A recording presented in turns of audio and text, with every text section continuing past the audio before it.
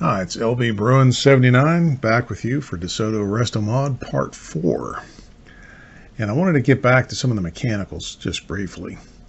When I had the engine rebuilt and I put it back together and I stuck it in the car, it was still in the backyard at the house, and it wasn't quite aligned properly. And with those cars, they had the parking brake on the end of the power output shaft of the transmission.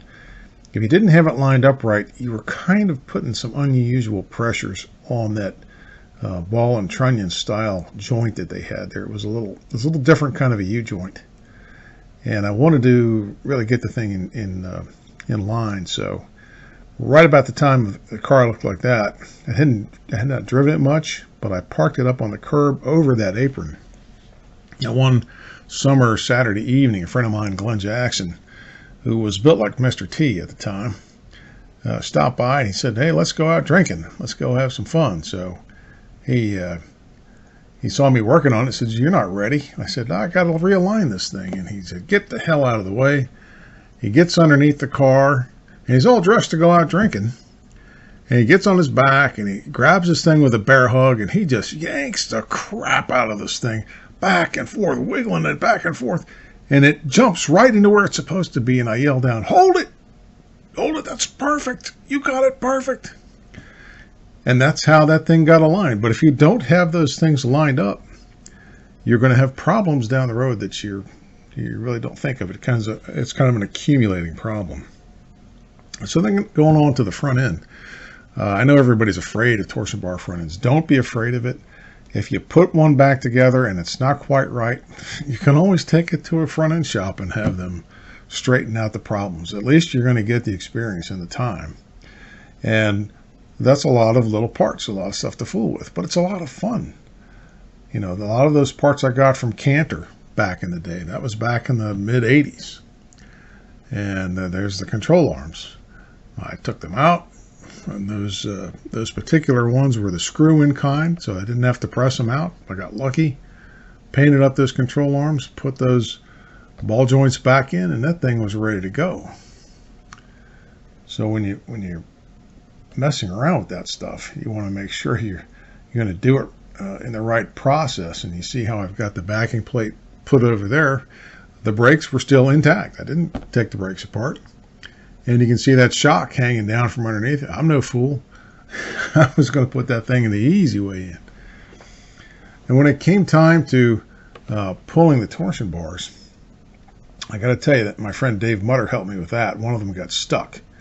And if you can imagine a 6-foot man underneath of there with his feet and hands hanging off this thing like it's a monkey bar, and he was pushing it back and forth and back and forth, and the darn thing popped out.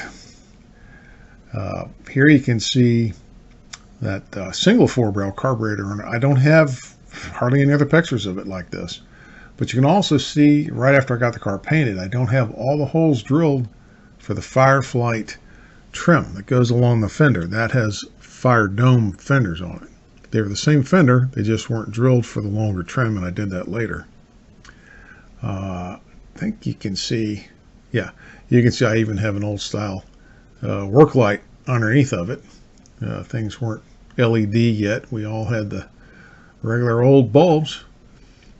But also you can see I have a right-hand side mirror on the car now, and it did not come with that. So yes, I'm guilty of adding on a few things that the car didn't come with. A lot of people will do that, and yeah, I'm guilty. I went out and bought one. Why not? It not only made the car look good, it actually helped when you're driving the car.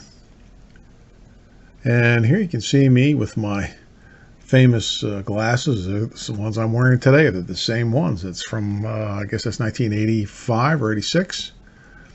And I got my 4 eyes next to the 2 eyes on the fender. And I've got my old Plymouth hat. And I had that one even 10 years before I took a picture of it. You'll see that picture later on in another part.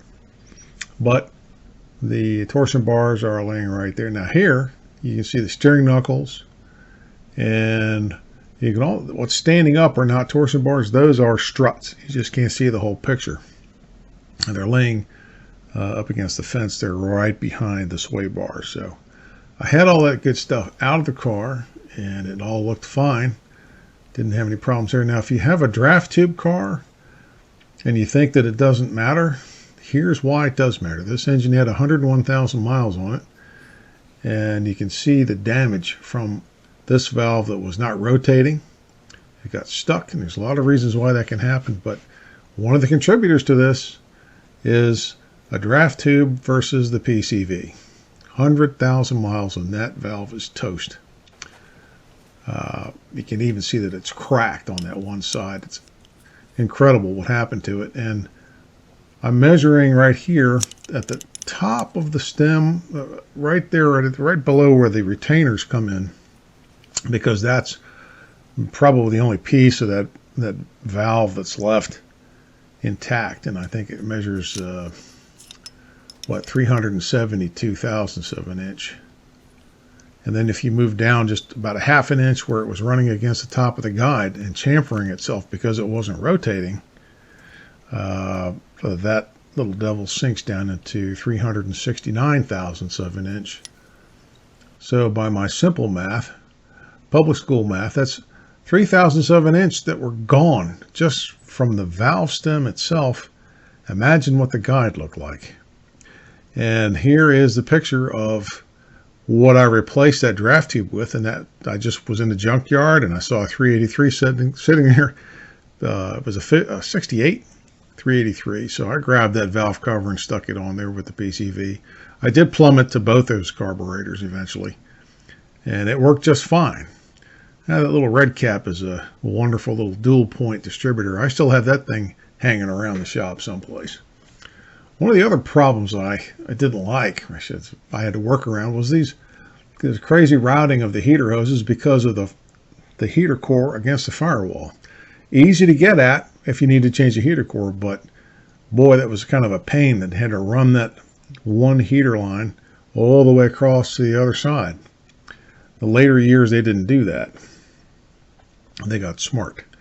And I had to fix that when it came time to actually drive the car. I had to make a much longer hose there. Now I'm pointing at the fan and the radiator because if it looks like it's really close, that's because this guy at an Alexandria radiator shop who was also doing work for the railroads had a 4-core chunk that he was willing to try to put on these two tanks. And the two tanks were set up to take the largest ones that they had. And darn it if he didn't put a 4-core radiator. This car never ran hot. I mean, it never ran hot. Here is the last picture of this part, and you can see how that hose was such a pain. And I had to run a much longer hose to get around the linkage. Thanks for watching. I hope you like and subscribe. See you on the next part.